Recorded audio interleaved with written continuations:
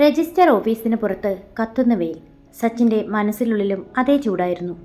തൻ്റെ ബിസിനസ് സാമ്രാജ്യവും സ്വപ്നങ്ങളും മാറ്റിവെച്ച് വെറുമൊരു നാട്ടുമ്പുറത്തുകാരിയെ വിവാഹം കഴിക്കേണ്ടി വന്നതിൻ്റെ അമർഷം അവൻ്റെ മുഖത്തുണ്ടായിരുന്നു. മുത്തച്ഛൻ രാഘവൻ പണിക്കരുടെ വാശിക്ക് മുന്നിൽ സച്ചിന് തോറ്റു കൊടുക്കേണ്ടി വന്നു. തൻ്റെ ഉറ്റ സുഹൃത്ത് മാധവൻ്റെ മുച്ചുമകൾ പല്ലവിയെ സച്ചിൻ വിവാഹം കഴിക്കണം എന്നതായിരുന്നു ആ വാശി. രജിസ്റ്റർ ഓഫീസിലെ ആ ഇടുങ്ങിയ മുറിയിൽ വെച്ച് അവർ ഒപ്പിട്ടു. പല്ലവി തൻ്റെ വിറയ്ക്കുന്ന കൈകൾ കൊണ്ട് പേന എടുത്തു. അവൾ സച്ചിനെ ഒന്ന് നോക്കാൻ ശ്രമിച്ചു. പക്ഷേ അവൻ അങ്ങോട്ട് നോക്കുന്നു പോലുമില്ലായിരുന്നു. ഒപ്പിട്ട് കഴിഞ്ഞതും സച്ചിൻ വേഗത്തിൽ പുറത്തേക്ക് നടന്നു. പല്ലവി പേടിയോടെ പിന്നാലെ ചെന്നു. വരാന്തയിൽ വെച്ച് അവൻ പെട്ടെന്ന് നിന്നു. തിരിഞ്ഞു നോക്കാതെ തന്നെ അവൻ പറഞ്ഞു, ഇന്ന് കഴിഞ്ഞു മുത്തശ്ശന്മാരുടെ ആഗ്രഹം. പക്ഷേ എൻ്റെ ജീവിതം എൻ്റേതാണ്. പല്ലവി, നീ കേട്ടോ, അടുത്ത 5 വർഷത്തേക്ക് നീ എന്നെ അന്വേഷിക്കരുത്. നമ്മൾ തമ്മിൽ ഒരു കോണ്ടാക്റ്റും ഉണ്ടാകില്ല. മുത്തശ്ശന്മാരോട് നുണ പറയാൻ നിനക്കറിയാലോ. നമ്മുടെ ഈ ബന്ധം വെറും പേപ്പറിൽ മാത്രം ഒതുങ്ങട്ടെ. മറുപടിക്ക് കാത്തു നിൽക്കാതെ സച്ചിൻ തൻ്റെ കറുത്ത മെർഡീസ് കാറിലേക്ക് കയറി പാഞ്ഞുപോയി. പല്ലവി അവിടെ തനിച്ചായി. സച്ചിൻ പോയ വഴി നോക്കി പല്ലവി കുറേ നേരം നിന്നു. അവളുടെ കണ്ണുകളിൽ നിന്ന് ഒരു തുള്ളി കണ്ണീർ വീണു. പക്ഷേ അവളത് വേഗത്തിൽ തുടച്ചു മാറ്റി. താൻ ഒരു സാധാരണ കുടുംബത്തിലെ പെൺകുട്ടിയായിരിക്കാം, പക്ഷേ ആർക്കു മുന്നിലും യാചിക്കാൻ താനില്ലെന്ന് അവൾ ഉറപ്പിച്ചു. വീട്ടിലെത്തിയപ്പോൾ മുത്തശ്ശൻ മാധവൻ സന്തോഷത്തോടെ അവളെ സ്വീകരിച്ചു. സച്ചിൻ എവിടെയെന്ന് ചോദിച്ചപ്പോൾ അവന് ഓഫീസിൽ അർജന്റ് മീറ്റിംഗ് ഉണ്ടെന്ന് അവൾ കള്ളം പറഞ്ഞു. അന്ന് രാത്രി പല്ലവി തൻ്റെ ഡയറിയിൽ കുറിച്ചു, 5 വർഷം. സച്ചിൻ തന്ന സമയം. ഈ 5 വർഷം കഴിഞ്ഞ് ഞാൻ അവൻ്റെ മുന്നിൽ ചെന്ന് നിൽക്കും. അന്ന് അവഗണനയല്ല, ബഹുമാനമാണ് എനിക്ക് വേണ്ടത്. അവൾ തൻ്റെ പഠനത്തിൽ കൂടുതൽ ശ്രദ്ധ കേന്ദ്രീകരിക്കാൻ തീരുമാനിച്ചു. സച്ചിൻ്റെ പണം തൊടില്ലെന്ന് അവൾ സ്വയം പ്രതിജ്ഞയെടുത്തു. സച്ചിൻ ഉടനെ തന്നെ ലണ്ടനിലേക്ക് വിമാനം കയറി. തൻ്റെ ബിസിനസ് വിപുലീകരിക്കുക എന്നതായിരുന്നു അവൻ്റെ ലക്ഷ്യം. അവിടെ അവൻ തിരക്കുകളിലേക്ക് മുങ്ങി. ഇടയ്ക്ക് മുത്തശ്ശൻ വിളിക്കുമ്പോൾ പല്ലവി സുഖമായിരിക്കുന്നു എന്ന് അവൻ കളവ് പറയും. പല്ലവിയാകട്ടെ നാട്ടിൽ കഠിനാധ്വാനം ചെയ്യുകയായിരുന്നു. അവൾ തന്നെ MBA പൂർത്തിയാക്കി. ഒഴിവു സമയങ്ങളിൽ ഓൺലൈൻ കോഴ്സുകൾ ചെയ്തു. വീട്ടിലെ കഷ്ടപ്പാടുകൾക്കിടയിലും അവൾ തളർന്നില്ല. അവളുടെ മാറ്റം കണ്ട് മുത്തശ്ശൻ മാധവൻ അത്ഭുതപ്പെട്ടു. സച്ചിൻ അയക്കുന്ന പണം അവൾ ഉപയോഗിക്കുന്നില്ലെന്ന് അദ്ദേഹം അറിഞ്ഞിരുന്നില്ല. അവൾ സ്വന്തമായി ട്യൂഷൻ എടുത്തും ചെറിയ ജോലികൾ ചെയ്തും തൻ്റെ ഫീസ് അടച്ചു. 3 വർഷം കടന്നുപോയി. പല്ലവി ഇന്ന് പഴയ ആ പേടിച്ചു തൂങ്ങിയ പെൺകുട്ടിയല്ല.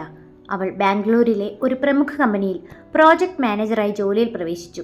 അവളുടെ വേഷവിധാനത്തിലും സംസാര ശൈലിയിലും വലിയ മാറ്റം വന്നു. അവൾ തൻ്റെ പേര് പല്ലവി മാധവൻ എന്ന് മാറ്റി. സച്ചിൻ്റെ പേര് എങ്ങും അവൾ ഉപയോഗിച്ചില്ല. സച്ചിൻ ലണ്ടനിൽ വലിയൊരു ബിസിനസ് മാഗ്നറ്റായി മാറിയിരുന്നു. മാസികകളുടെ കവർ പേജുകളിൽ അവൻ്റെ ചിത്രം വരാറുണ്ടെങ്കിലും പല്ലവി ഇത് ശ്രദ്ധിക്കാനേ പോയില്ല. അവൾക്ക് സച്ചിനോടുള്ള പ്രണയത്തേക്കാൾ കൂടുതൽ ഇപ്പോഴുള്ളത് ഒരു വാശിയാണ്. ആ വാശിയാണ് അവളെ മുന്നോട്ട് നയിക്കുന്നത്. 4.5 വർഷത്തിനു ശേഷം സച്ചിൻ ഇന്ത്യയിലേക്ക് തിരിച്ചെത്തുന്നു. മുത്തശ്ശൻ രാഘവൻ പണിക്കർക്ക് സുഖമില്ല എന്ന വാർത്ത കേട്ടാണ് അവൻ വരുന്നത്. വിമാനത്താവളത്തിൽ അവനെ സ്വീകരിക്കാൻ വലിയൊരു ജനക്കൂട്ടം തന്നെയുണ്ടായിരുന്നു. സച്ചിൻ വീട്ടിലെത്തിയപ്പോൾ മുത്തശ്ശൻ പറഞ്ഞു, സച്ചിൻ, നീ പോയിട്ട് ഇത്രയും കാലായി. പല്ലവി എവിടെ ഉണ്ടെന്ന് പോലും നീ അന്വേഷിച്ചില്ലല്ലോ. അവളിപ്പോൾ എവിടെയാണെന്ന് എനിക്കറിയില്ല. അവൾ ആരോടും പറയാതെ എങ്ങോട്ടോ പോയി. സച്ചിന് ഉള്ളിലൊരു കുറ്റബോധം തോന്നി. നീ എന്നെ 5 വർഷം അന്വേഷിക്കരുത് എന്ന് താൻ പറഞ്ഞ വാക്ക് അവൾ അക്ഷരം പ്രതി പാലിച്ചിരിക്കുന്നു. പക്ഷേ എവിടെയായിരിക്കും അവൾ? അടുത്ത ദിവസം സച്ചിൻ തൻ്റെ പുതിയ പ്രോജക്റ്റിനായി ഒരു മീറ്റിങ്ങിന് പോകുന്നു. അവിടെ വെച്ച് തൻ്റെ കമ്പനിയുമായി സഹകരിക്കാൻ പോകുന്ന പുതിയ ടീമിനെ കാണുന്നു. ടീം ലീഡറായി ഒരു യുവതി കടന്നു വന്നു. മനോഹരമായ സാരി ഉടുത്ത് ആത്മവിശ്വാസത്തോടെ തൻ്റെ നേരെ കൈനീട്ടി അവൾ പറഞ്ഞു, hello mister Sachin, I am Pallavi Madhavan. ഈ പ്രോജക്റ്റിൻ്റെ മാനേജർ ഞാനാണ്. സച്ചിൻ സ്തംഭിച്ചുപോയി. അവൻ്റെ മുന്നിൽ നിൽക്കുന്നത് താൻ അന്ന് ഉപേക്ഷിച്ചു പോയ ആ പാവം പെൺകുട്ടിയാണെന്ന് വിശ്വസിക്കാൻ അവന് കഴിഞ്ഞില്ല. സച്ചിൻ പല്ലവിയുടെ മുഖത്തേക്ക് തന്നെ നോക്കി നിന്നു. ആ കണ്ണുകളിലെ തിളക്കവും ആത്മവിശ്വാസവും അവനെ വല്ലാതെ ആകർഷിച്ചു. പക്ഷേ 5 വർഷം മുമ്പ് താൻ കണ്ട ആ പേടിച്ചു വിറയ്ക്കുന്ന കണ്ണുകട വെച്ച നാട്ടിൻപുറത്തുകാരിയാണ് ഇതെന്ന ചിന്ത അവൻ്റെ മനസ്സിലേക്ക് വന്നതേയില്ല. പല്ലവി വളരെ പ്രൊഫഷണലായിട്ട് സംസാരിച്ചു. മിസ്റ്റർ സച്ചിൻ, നമുക്ക് പ്രസന്റേഷനിലേക്ക് കടക്കാം. അവളുടെ ചോദ്യം കേട്ട് സച്ചിൻ ഒന്നും ഞെട്ടി. ഓ, തീർച്ചയായും, അവൻ പറഞ്ഞു. മീറ്റിങ്ങിലുടനീളം അവളുടെ ഓരോ വാക്കും കൃത്യമായിരുന്നു. സച്ചിൻ മനസ്സിൽ കരുതി, ഇത്രയും കഴിവുള്ള ഒരു പെൺകുട്ടിയെ താൻ ഇതുവരെ കണ്ടിട്ടില്ല. പല്ലവിയുടെ ഉള്ളിൽ ഒരു കടലിരുമ്പുന്നുണ്ടായിരുന്നു.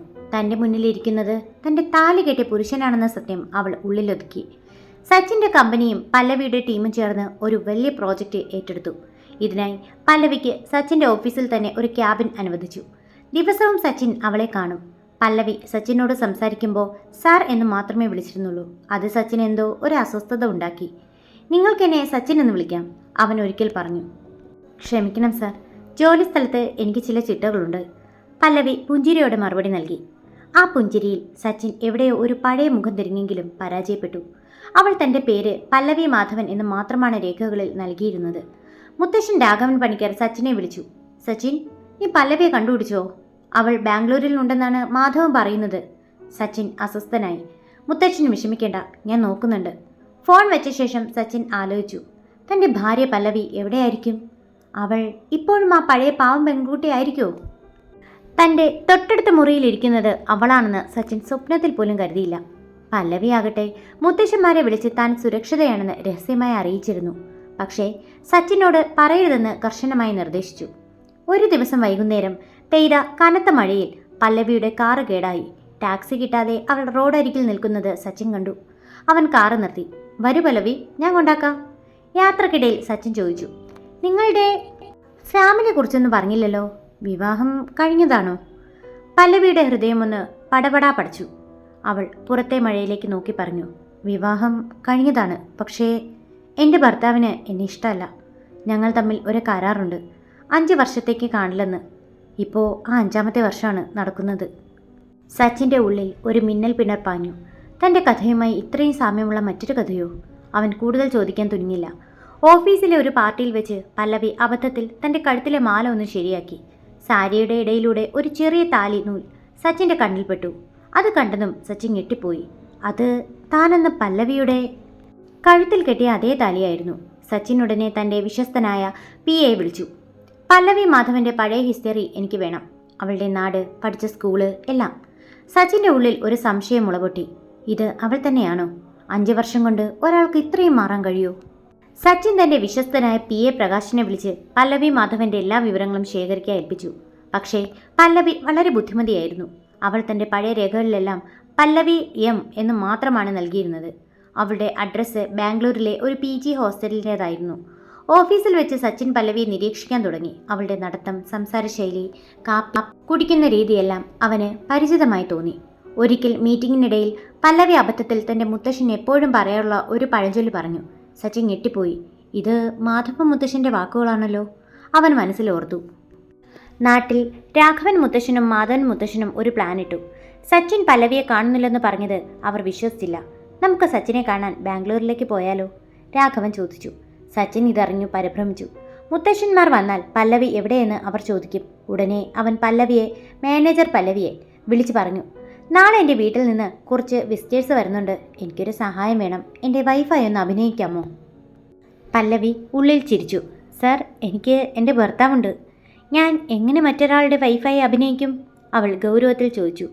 സച്ചിൻ നിശബ്ദനായി. മുത്തശ്ശന്മാർ ബാംഗ്ലൂരിലെത്തി. സച്ചിൻ അവരെ തൻ്റെ ഫ്ലാറ്റിലേക്ക് കൂട്ടിക്കൊണ്ടുപോയി. അവിടെ എത്തിയപ്പോൾ അവർ കണ്ടത് സർപ്രൈസായി അവിടെ നിൽക്കുന്ന പല്ലവിയാണ്. സച്ചിൻ അമ്പരന്നുപോയി. പല്ലവി പറഞ്ഞു, സർ, നിങ്ങൾ പറഞ്ഞത് ശരിയാണ്, മുത്തശ്ശന്മാർക്ക് എന്നെ അറിയാം, ഞാൻ അവരുടെ സുഹൃത്തിൻ്റെ മകളാണല്ലോ.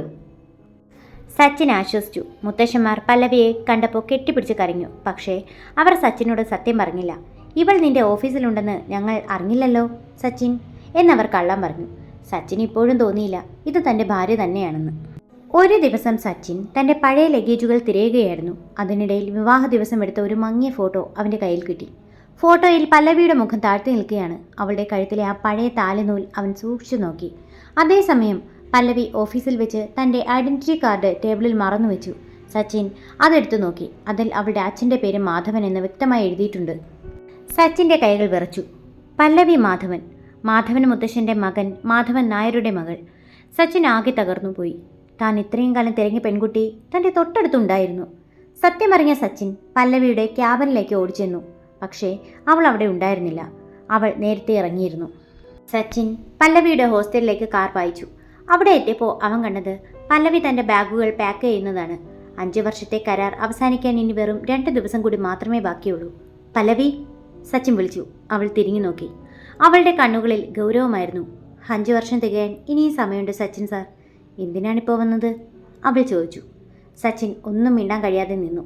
തൻ്റെ അഹങ്കാരം കൊണ്ട് താൻ നഷ്ടപ്പെടുത്തിയത് ഒരു വലിയ നിധിയാണെന്ന് അവൻ തിരിച്ചറിഞ്ഞു. പല്ലവി തൻ്റെ ബാഗുകൾ പാക്ക് ചെയ്യുന്നത് കണ്ട സച്ചിൻ ഒരു നിമിഷം തകർന്നുപോയി.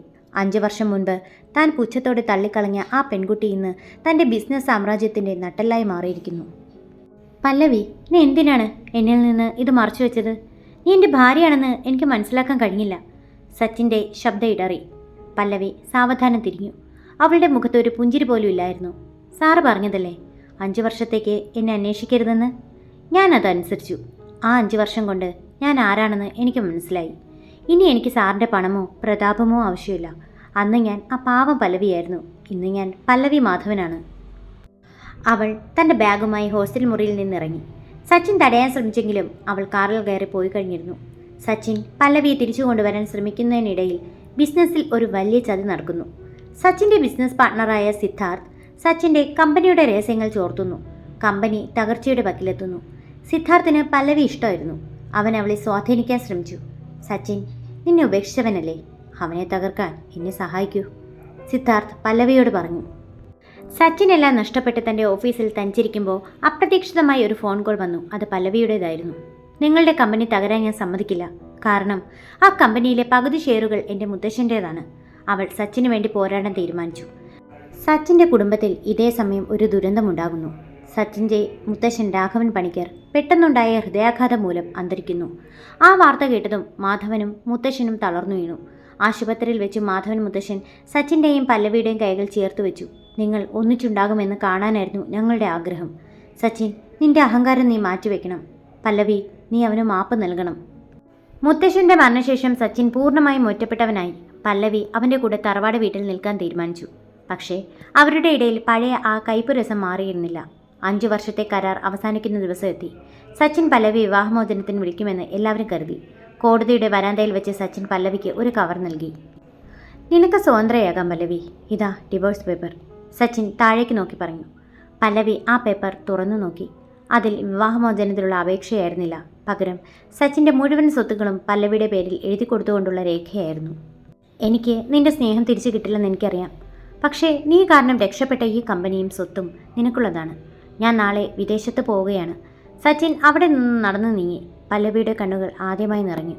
സച്ചിൻ എയർപോർട്ടിൽ തൻ്റെ വിമാനം കാത്തിരിക്കുകയാണ്. 5 വർഷം മുമ്പ് താൻ ചെയ്ത തെറ്റിന് താൻ അനുഭവിക്കുന്ന ഏറ്റവും വലിയ ശിക്ഷയാണ് ഈ ഏകാന്തത എന്ന് അവൻ തിരിച്ചറിഞ്ഞു. പെട്ടെന്ന് അനൗൺസ്മെൻറ്റ് വന്നു. മിസ്റ്റർ സച്ചിൻ, നിങ്ങളെ കാണാൻ ഒരാൾ വന്നിട്ടുണ്ട്. സച്ചിൻ തിരിഞ്ഞു നോക്കുമ്പോൾ മുത്തശ്ശൻ അന്ന് കെട്ടിച്ചുവിട്ട അതേ പട്ടുസാരി എടുത്ത് പല്ലവി നിൽക്കുന്നു.